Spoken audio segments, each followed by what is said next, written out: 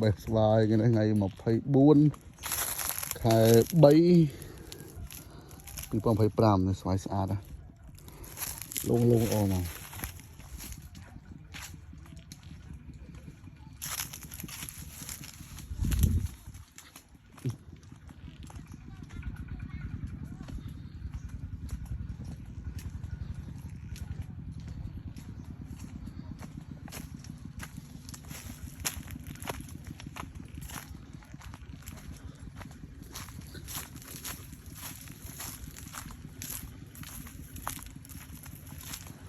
mày ra chừng